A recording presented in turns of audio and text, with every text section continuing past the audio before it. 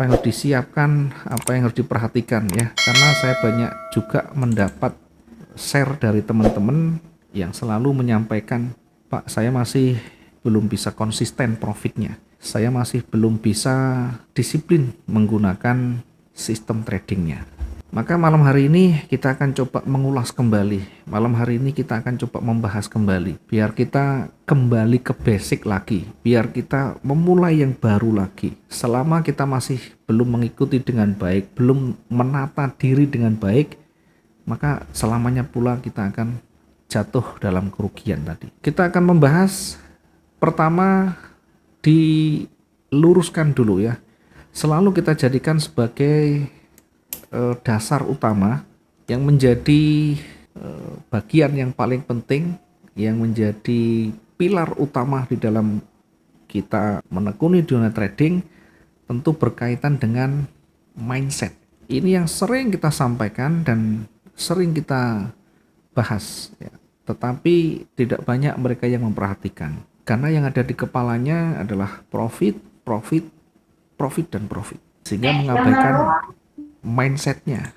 Apa mindsetnya yang selalu gagal, yang selalu membuat seorang trader itu tidak bisa bertahan lama ya, tidak bisa konsisten di dalam profitnya maupun di dalam strateginya.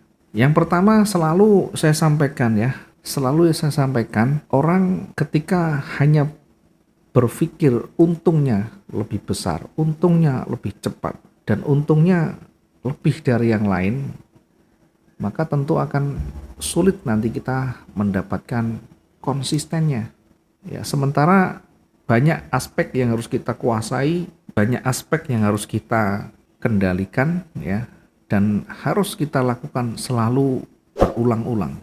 Mindset ini apa? Mindset ini adalah cara berpikir kita atau psikologi kita. Psikologi itu apa? Tingkat kecemasan kita, tingkat emosi kita.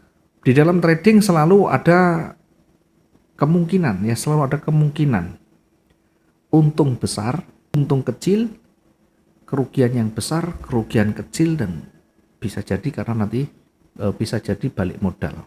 Dari sekian ini, kalau kita tidak bisa mengendalikan, kalau kita tidak bisa tahu diri, tentu kesulitan.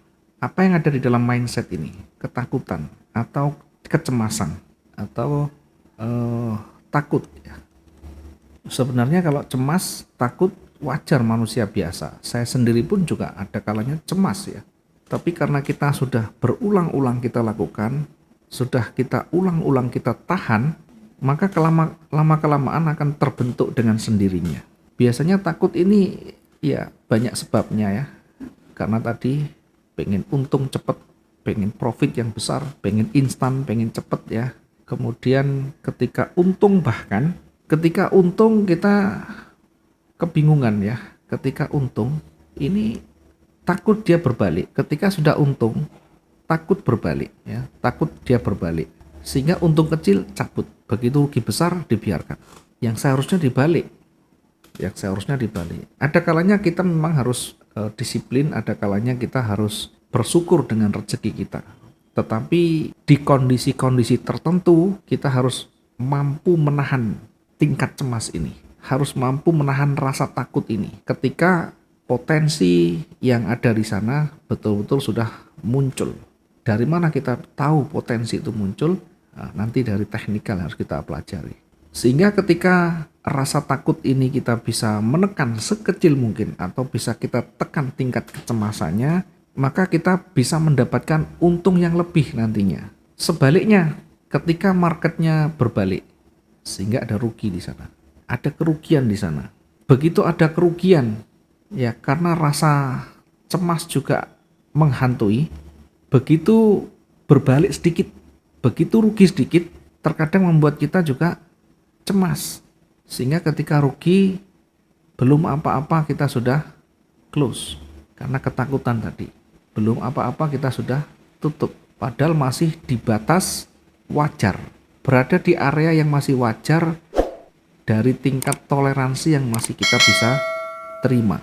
Sehingga yang seharusnya kita masih tunggu, ini ternyata berbalik. Yang seharusnya tadi kita tunggu, tidak kita tutup, dan ternyata berbalik. Dari yang rugi, yang masih kecil tadi, karena kita cemas tadi, ada ketakutan yang luar biasa. Takut nanti makin besar, takut nanti makin besar. Sehingga yang terjadi, kita close duluan, marketnya baru balik. Yang ada kita hanya menyesal. Kenapa kita bisa tahu, kenapa kita bisa melakukan seperti ini?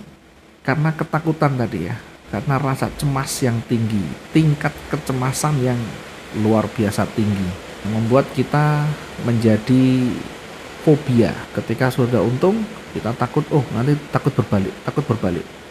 Ketika rugi, langsung di close, ternyata balik. Nah, ini nanti harus belajar kita menahan diri. Tentu menahan diri di sini tidak serta-merta oh kita mampu menahan, oh kita berusaha menahan. Harus ada dasar yang kita jadikan sebagai acuan ya. Tentu dari sisi teknikal nanti kita lihat.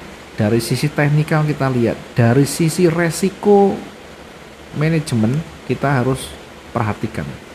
Yang kedua, dari psikologi ini yang bisa mengganggu adalah rasa tamak atau bahasanya greed. Di dalam trading boleh saja sebenarnya tamak ini, tetapi yang berlebihan ini yang nanti membahayakan. Karena juga wajar kita pengen untung besar tadi yang kita sampaikan tadi, bukan untung besar, untung yang lebih ya dari yang kondisi yang normal kita bisa tingkatkan lebih di sana. Sehingga ketika kita bisa menahan diri tentu dengan batas yang realistis sesuai dengan style kita. Kalau kita di trading harian, maka target yang harus kita capai betul-betul juga terukur ya, bukan target harian yang kita tentukan tapi pengennya yang jauh lebih panjang ya. Seperti hanya orang trading swing ya, nanti akan sulit juga terpenuhi. Nah, biasanya yang terjadi ini apa? Ini saat kita lagi ada untung, ketika kita ada untung kecil, biasanya kita pengen meraih yang lebih besar lagi. Sehingga yang kita lakukan masih membiarkan. Sehingga yang kita lakukan membiarkan, oh biar aja nanti sampai di sini, sampai di atas, sampai di bawah dan sebagainya. Nah, apa bedanya ketika kita punya rasa cemas tadi ya? Tentu kembali lagi ke teknikal nanti ya, kembali lagi ke teknikal, kembali lagi ke manajemen resiko kita sehingga bisa mengukur kapan saya harus close di kondisi untung kecil, kapan kita harus close kondisi dengan potensi yang lebih besar, dan tentu harus sudah siap dengan resikonya.